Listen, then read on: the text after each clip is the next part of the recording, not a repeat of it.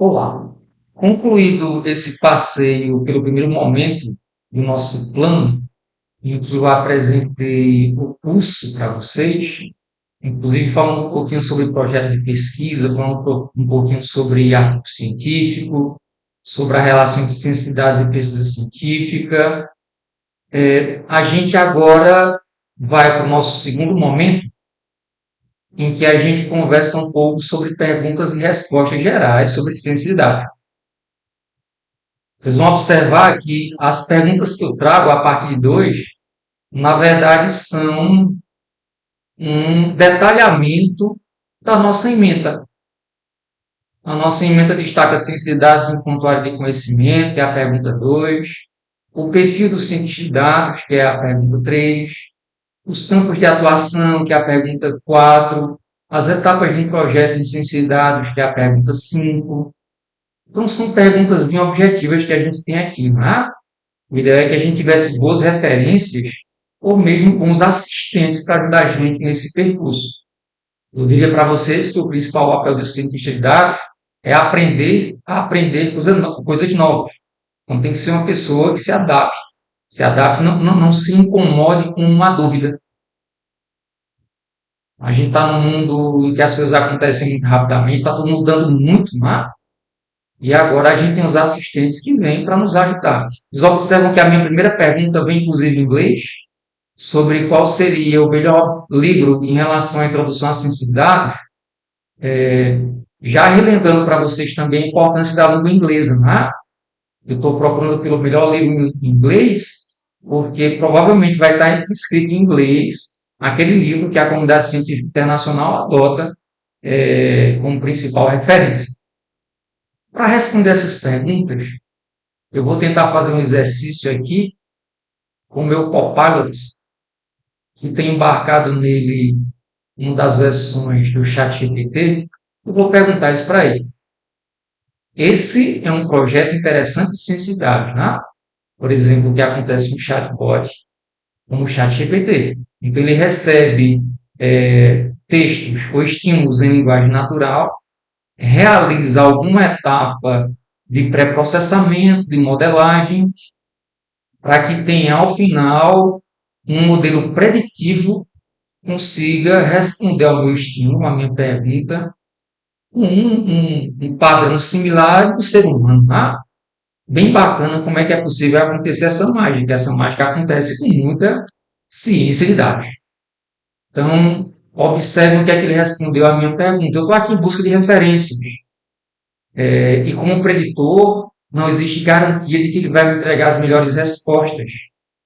Mas o fato é que a inteligência artificial evolui rapidamente, junto com a ciência de dados que embasa essa inteligência artificial, e que à medida que a gente vai trabalhando com esses assistentes, eles vão ficando cada vez mais inteligentes também. Qual foi a resposta que o Copilot me entregou? Ele destacou como principal referência o livro Data Science from Scratch, de Joe Gross, e como segunda principal referência, o livro Python Data Science Handbook, de Jake Vanderplas. E aqui alguns outros que se baseiam no R, então a gente já tem a linguagem Python e a linguagem R como sendo aquelas linguagens que merecem ênfase em estudo de ciência de dados. É muito bacana a gente ter essa noção, né? Essas duas linguagens, elas têm confluído cada vez mais, graças a Deus, para que facilite a vida de quem deseja praticar e desenvolver a ciência de dados. Essas referências foram trazidas pelo Copilot. Ele trouxe dois sites. O datacamp.com, que é um site arretado. E assim como o Kaggle também entrega cursos, inclusive gratuitos, muitos deles em R ou em Python. E outra página chamada tableau.com, que é uma página interessante também que entrega soluções informáticas na nuvem. Como essas ferramentas estão em evolução, a gente precisa ter algum cuidado na confiança que tem nas respostas dela. Né? Então, naquele espírito de cientista de dados de aprender, como aprender coisas novas, eu agora ensino a vocês, abrindo um parênteses, sobre como é que eu faria para avaliar se essa referência é bacana mesmo. Eu vou dar um Ctrl C aqui no título dela e vou para o Google Escolar. Deixa eu entrar aqui na página do Google Escolar.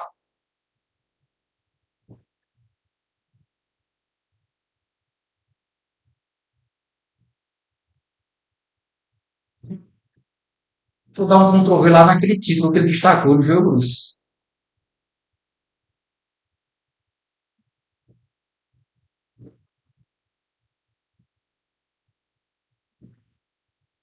Essa referência ela é super bem citada, não é? Dá aqui um destaque para ela. Ela tem 717 citações, ou seja, a comunidade acadêmico-científica tem consumido bastante desse livro, tem referenciado bastante esse livro. Então, dá para confiar nessa resposta que o Copilot deu em relação à importância dessa referência. Não sei se ela é a mais importante, de fato, mas a comunidade científica tem valorizado ela. Inclusive, quando eu clico aqui nas referências que tem citado ela, algumas referências novas, recentes, de bons veículos acadêmicos científicos. Né? Vamos para a segunda referência que ele passa para a gente, que é a do Wanderplas. Então, Ctrl C aqui levar. Então, a do Grosso foi 717 citações, a do Wanderplas são 1.209 citações. Então, considerando esse meu critério simples, mais representativo, me parece que o Wanderplas tem sido mais requisitado do que o livro do grupo. Notem que eu estou visitando o Google Escolar, só abrindo um parênteses dentro do meu parênteses. Essa página escolar.google é uma página mantida pela comunidade dos sistemas Google, dedicada apenas a documentos acadêmicos científicos. Então, quando a gente pesquisa no Google em geral, vem documentos publicitários, vem textos de blogs. No Google acadêmico, não. Ou é livro, ou é artigo, ou alguma coisa produzida pela comunidade acadêmico-científica. Né? Então, eu não estou com o Copilot nessa. Me parece que o Wanderplas é mais importante do que o Bruce. E aí agora vocês entendem, fechando esse parêntese, vocês vão entender por que é que entre as nossas referências, eu primeiro destaco o Wanderplas, para depois recorrer ao Bruce.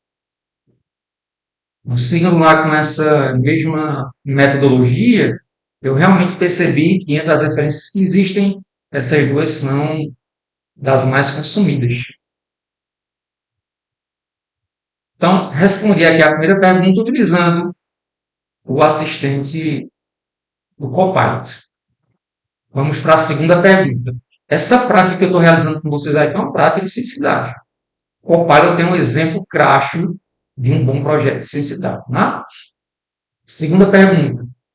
O que dizer sobre ciência de dados enquanto área de conhecimento? Quais seriam as áreas de conhecimento sobre as quais opera a ciência de dados? Vamos ver o que é que ele vai me falar. Né? E aí talvez nem precise me esforçar tanto para concordar ou discordar dele, porque eu tenho atuado nessa área já há algum tempo. Sou graduado em estatística, então a gente já tem se consumido com isso desde 1997. O que dizer sobre ciência de dados enquanto área de conhecimento? A ciência de dados é uma área fascinante, multidisciplinar. Importante essa palavra, multidisciplinar, porque o fato é que o cientista de dados sozinho não consegue enxergar o problema direito, né? Ele não tem a condição de se apropriar do problema para poder pensar na solução dedicada àquele problema. Né? Então, ele termina fazendo parte de uma equipe que, inclusive, envolve o dono do problema. Com uma frequência absurda, o cientista de dados não tem problema para chamar de seu. Na verdade, termina se servindo como um agente de suporte à decisão para os donos dos problemas. E aí, quais seriam as áreas de conhecimento? Basicamente, todas as áreas são áreas que consumem da ciência de dados. Né? E é o que é que ele destaca aqui na resposta dele? Dentre os compromissos, né? O cientista de dados recebe dados brutos e consegue produzir soluções inteligentes, decisões inteligentes. Concordo plenamente. Combina estatística, programação e matemática. Concordo plenamente também. Então, na verdade, a gente pode entender a estatística como sendo algo derivado da matemática, a estatística ainda é matemática, mas a gente tem conteúdos próprios da matemática que é interessante que os cientistas de dados tenham algum domínio. Eu diria que hoje em dia, como eu já falei outras vezes, talvez o estatístico seja aquele profissional, aquele curso, aquela formação que está mais próxima do que a gente deseja de um cientista de dados. Destacando que, como está tudo em evolução, a própria área de ciência de dados também está em construção. Inclusive, para o próximo módulo, a gente vai discutir isso em detalhes, um artigo do Stolden, que é a nossa próxima principal referência, depois de Van der Plas e depois de Bruce. Ele combina estatística, programação, matemática, conhecimento de domínio e comunicação para extrair grandes insights de volumes de dados, grandes volumes de dados. Às vezes, os volumes de dados não são tão grandes assim, mas ainda é possível a gente trabalhar com ferramentas específicas. Então, termina aqui a necessidade de converter dados em informação, ela passa pela demanda de a gente conseguir comunicar o que está gerando como suporte à decisão. Tá? Tudo se perderia se o cientista de dados ficasse apenas na parte computacional da coisa, apenas na camada de ciência de dados de fato, apenas na parte matemática da coisa, não soubesse comunicar o que gera de resultado. Então, a questão da comunicação é fundamental. Isso a gente precisa evoluir bastante. Né? A gente ainda tem muito a evoluir nesse sentido. E a gente percebe que com uma solução enxuta, como, por exemplo, o Copilot, acontece tudo isso de maneira muito elegante. Né? Então, a comunicação ela ocorre de maneira fluida, como se estivesse conversando com uma pessoa aqui. As referências que ele destaca para esse texto são sites, inclusive o DataCamp aqui novamente. O Van der Plas também fala um pouquinho sobre isso, depois a gente vai poder passear com calma, que a gente está conversando nesse módulo, no M2, a gente fala apenas sobre ideias gerais. Né? Então, transformar dados em sites, essa é um dos compromissos, né, da ciência de dados como área de conhecimento. A interdisciplinaridade, a necessidade de resolver problemas reais. Então, a gente não vai falar sobre ciência de dados de maneira puramente abstrata. Sim, envolve muita abstração, porque é computação, porque é matemática, porque é estatística, mas a gente está sempre girando em torno de um problema real. Um ciclo de vida estruturado para você desenvolver produtos, para você entregar serviços, em especial para a ciência de dados, a coleta, a limpeza, a análise, a modelagem, a comunicação dos resultados, e depois o que é que você faz com tudo isso, né? Se você mantém publicizado, se você arquiva, se você apaga. Então, são compromissos que fazem parte do ciclo de vida de um conjunto de dados e também se estendem, né? Podem ser estendidos ao ciclo de vida de um projeto de ciência de dados, de um projeto de ciência de dados. Tá? Então, estou aqui meio que concordando com tudo que o chat GPT, através do Copilot, me falou sobre ciência de dados enquanto área de conhecimento. Vamos para a terceira pergunta. Qual é o perfil do cientista de dados?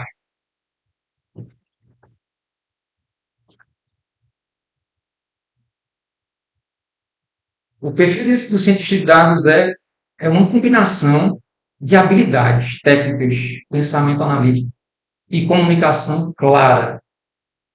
Como eu já tinha destacado antes, não é? Então, existe um fluxo desde a concepção de o que é que vai ser registrado e acontece uma interação entre o cientista de dados e o que tem sido chamado de engenheiro de dados, que é aquele indivíduo que meio que se preocupa com a infraestrutura que está no entorno dos bancos de dados.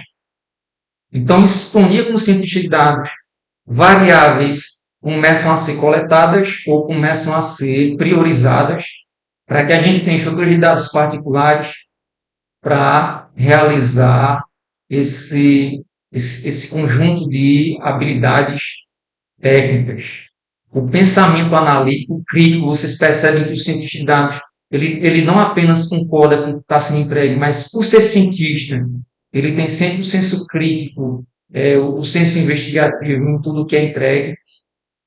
Inclusive, essas perguntas que eu estou lançando com vocês aqui, e respostas gerais que o chat GPT está me entregando, daqui a pouco, a gente vai, no próximo módulo, o 3, a gente vai destrinchar tudo isso em detalhes, né? Comunicação clara, e aqui estariam alguns traços da formação de um cientista de dados, o perfil dessa pessoa, né?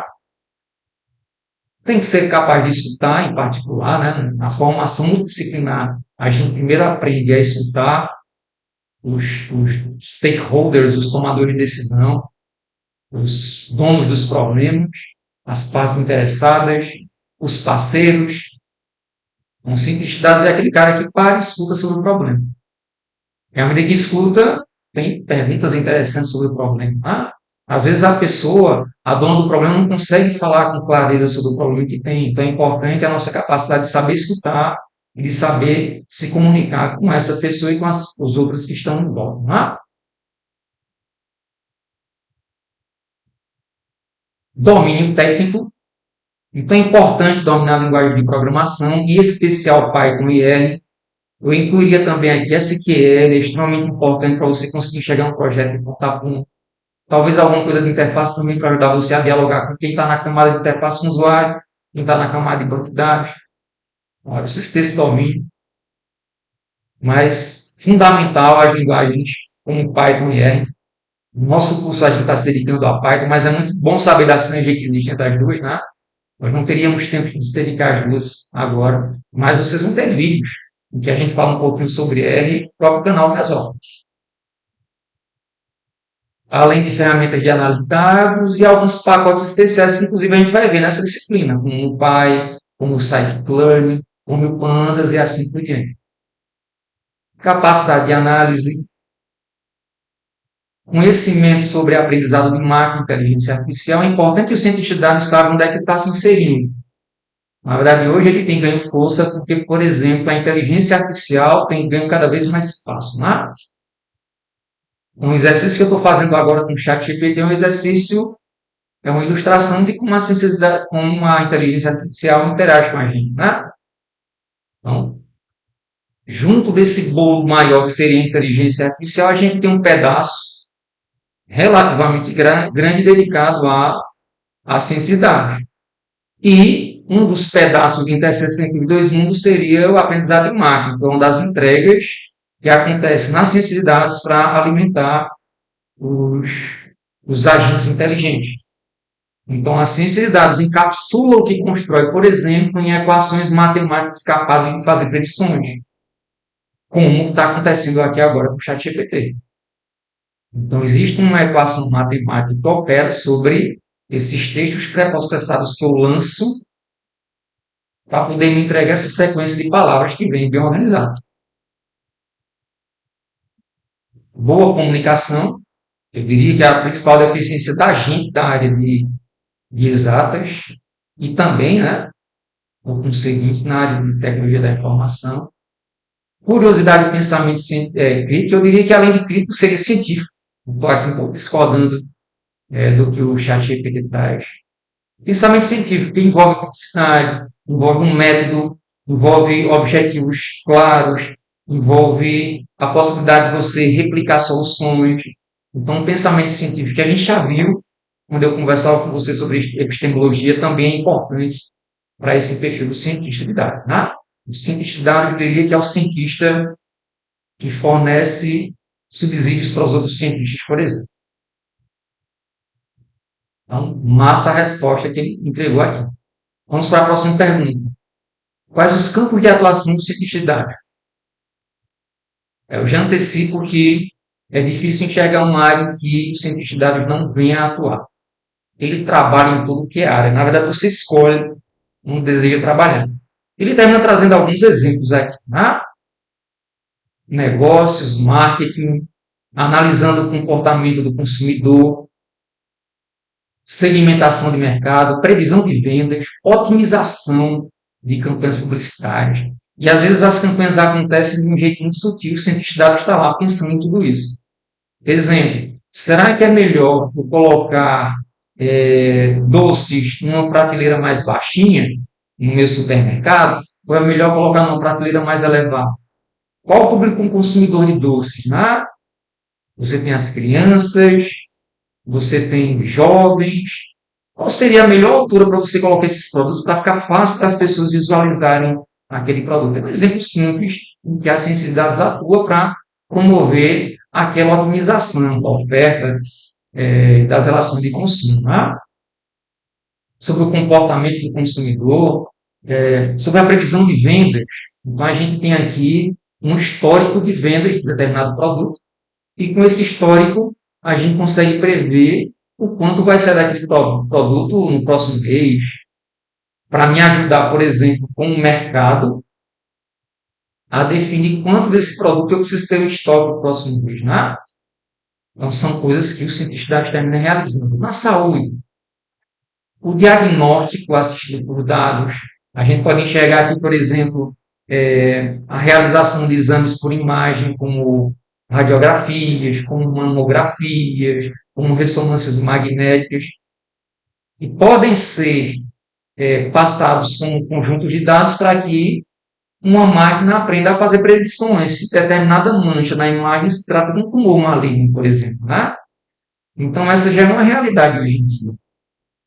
A gente tem essas imagens sendo geradas no mundo digital e não seria difícil a gente, ainda no mundo digital, construir modelos que, a partir da imagem, realizem a melhor classificação. A gente teria lá no mundo da estatística o tema reconhecimento de padrões, por exemplo. Na ciência de dados, a gente tem um termo genérico de problema de classificação. Então, alguns problemas são de previsão, de regressão, como, por exemplo, prever uma quantidade, e alguns problemas são de classificação, como, por exemplo, predizer um diagnóstico, ou predizer uma condição de saúde de uma pessoa a partir de uma imagem. Né? A predição de surtos, então a gente passou por uma pandemia, não faz muito tempo, com aquele comportamento da incidência diária de novos casos de Covid, a gente poderia prever para o próximo dia como é que seria a dinâmica de espalhamento daquela doença. Né? A personalização de tratamentos. Então, hoje nós temos os traços biológicos das pessoas, né? E esses traços podem ser utilizados também para que a gente tenha um melhor procedimento, por exemplo, farmacológico. Cada pessoa tem uma história, essa história é guardada no seu traço genético e a partir desse traço a gente identifica, por exemplo, qual deveria ser a melhor composição de um medicamento. Quais tipos de exercício físico a pessoa pode fazer. Até prever se aquela pessoa tem tendência para desenvolver alguma doença no futuro. Então, tudo isso na área da saúde são exercícios de ciência da área. Na finanças, detecção de fraudes, análise de risco, modelagem de crédito.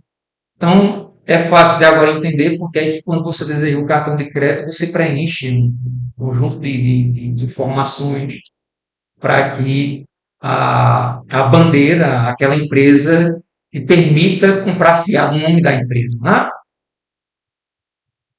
Porque com esse perfil a gente consegue também predizer se a pessoa é um bom pagador ou um mau pagador. Assim como acontece também quando você vai pedir empréstimo no banco. Né? Dentro do contexto de análise de risco. Assim como acontece também para identificar se uma assinatura é verdadeira ou se é uma fraude.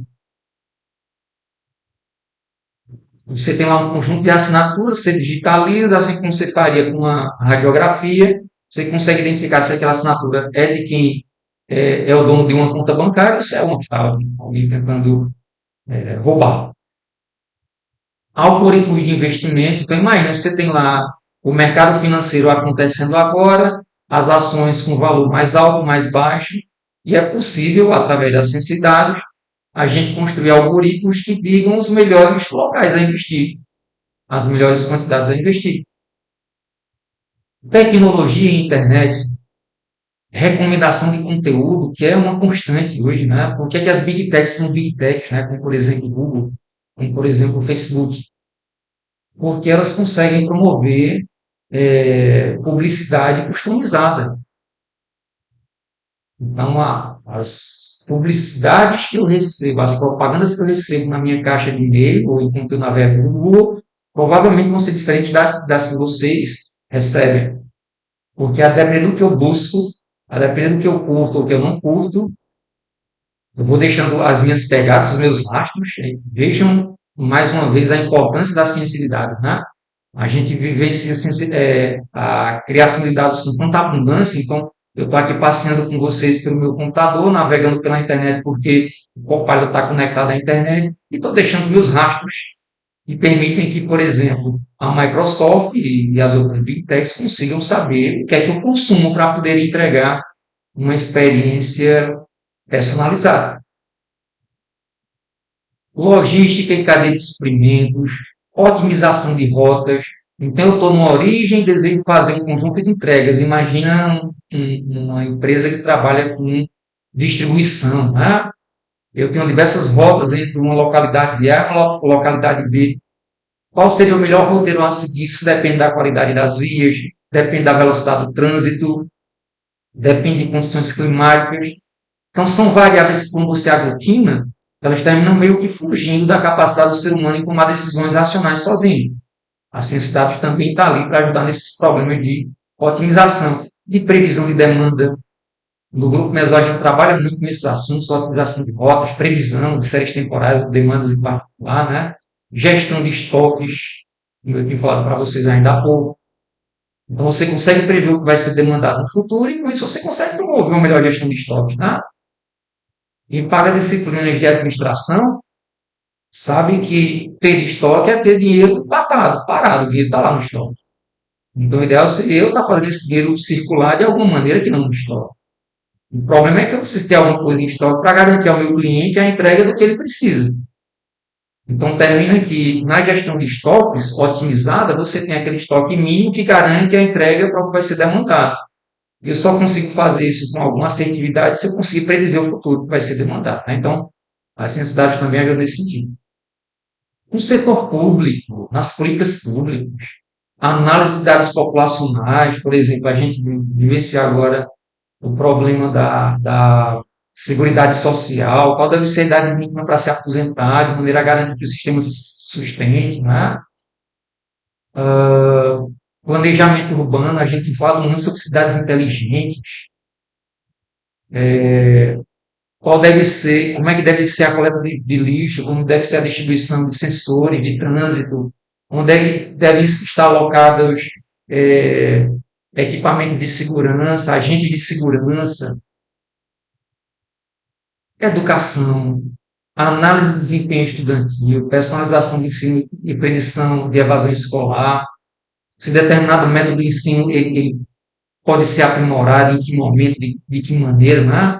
Também por isso eu acredito muito na educação à distância, porque o nosso tempo está cada vez menor, então o tempo de deslocamento, a infraestrutura que você precisa para conseguir, por exemplo, estar na educação presencial, demanda de energia, que a educação à distância poderia suprir, porém ainda tem muita coisa a melhorar na educação à distância, e a gente vai promovendo essas sintonias à medida que os dados vão sendo analisados e nos dando suporte à decisão. Um agronegócio, a gente tem, por exemplo, a agricultura de precisão, em que é possível que você define quanto de água colocar em determinado local, se está na sombra, se está no sol. Então, são variáveis que terminam se aglutinando ali para você conseguir promover um melhor tomate, uma melhor cebola. Então, a ciência de dados também está promovendo essas melhorias no campo. Sobre condições climáticas, o quanto vai chover no futuro, o porquê está acontecendo chuvas mais prolongadas em alguns lugares, chuvas menos prolongadas em outros, em menos volume. Então, a ciência de dados tem dado o devido suporte para que essas decisões, também a nível ambiental, sejam tomadas. Dessa vez eu demorei mais, né? Porque eu precisei falar sobre os campos de atuação, né, meu povo? E termina trabalhando tudo que é campo. Então, resumindo, você escolhe o que quer trabalhar. E, por fim, quais as etapas de um projeto de ciência de dados? Isso aqui a gente vai mastigar com calma no próximo módulo. Mas vale a pena ter uma visão geral agora. A gente está falando aqui sobre um projeto de ciência de dados. Haveria um ciclo de vida também para a ciência de dados, assim como existe para os dados, né? Mas, basicamente, E eu estou com o chat GPT nessa resposta também, né? A gente vai trazer mais detalhes em M3, mas basicamente a gente define um problema. Eu falei um pouquinho sobre isso quando eu destacava para vocês aquele contexto em que a pesquisa científica e a pesquisa estatística acontecem. Lembrando que estatística, para mim, ali é sinônimo de ciência de dados. Acontece que aqueles vídeos são gravados num tempo em que a gente não fala muito sobre ciência de dados, entre nós, né? Então, você define um problema, tem que ter clareza sobre o problema. Né? O que é que se busca com a solução do problema? Qual seria o objetivo do projeto? Né? Quais perguntas precisam ser respondidas? Quais variáveis precisam ser coletadas? Né? Lembra lá do instrumento de coleta de dados que eu destacava no vídeo sobre pesquisa científica versus estatística? Está por aqui também. Aí chega o momento da coleta de dados, como é que eu vou coletar, quantos indivíduos, em que momento, onde eles estão, a preparação dos dados, existe uma etapa de pré-processamento dos dados, limpeza, tratamento de valores ausentes, tratamento de outliers, que seriam aqueles valores esquisitos, então fora de contexto, por exemplo, uma pessoa que tem 300 anos de idade. Tá? Então, naquela etapa de pré-processamento, a gente estaria trabalhando com essa transformação de dados, para deixá-los redondinhos para a gente realizar as análises. Uma análise exploratória, aquela desbravadora, em que você começa a ficar mais limpo, você, cientista de dados, começa a ficar mais limpo dos dados, tendo chance de conversar mais um pouco com os donos do problema. E aí você tem a etapa, ainda aqui na exploração, de descrever melhor esses dados. Chega a etapa de modelagem, que você constrói os seus modelos de aprendizado em máquina, para ficarem guardadinhos e prontos para uso. O modelo que o ChatGPT está usando para mim agora é um modelo pré-moldado, já está feito. Né? Ele não está construindo um modelo enquanto eu converso com ele. A gente vai falar muito sobre isso na disciplina também. Avaliação do modelo, como é que ele está se saindo, quais têm sido as medidas de desempenho. Ele está destacando aqui algumas medidas que são próprias para problemas de classificação, como, por exemplo, a proporção de verdadeiros positivos. Né? Às vezes você está com um problema de regressão, em que a medida de desempenho ela vem de diferenças entre o que você previu que de fato aconteceu, em uma escala quantitativa, né, e não qualitativa. Como, por exemplo, o erro absoluto médio. Você previu alguma coisa, ficou mais abaixo, você aplica o modo dessa diferença, uma quantidade de predições que você fez e depois calcula a média. A liberação, né, para o modelo poder ser aplicado na prática. Então, estou aqui construindo um modelo de predição de demanda oncológica. Daqui a pouco, um equipamento de saúde vai precisar desse modelo. Então, tive todo esse cuidado para poder entregar um modelo no ponto de ser aplicado na prática, para ajudar no dia a dia da empresa. Monitoramento e manutenção. É aquele compromisso que a gente tem como cientista. Né? Então, o que a gente entrega pode ser revisado, pode ser melhorado, às vezes pode ser até descontinuado, mas nunca fica estanque. E com isso, eu concluo esse momento. Respondi aqui de maneira geral essas grandes perguntas. A gente vai evoluir com o curso, destrinchando isso com calma. Bons estudos para vocês.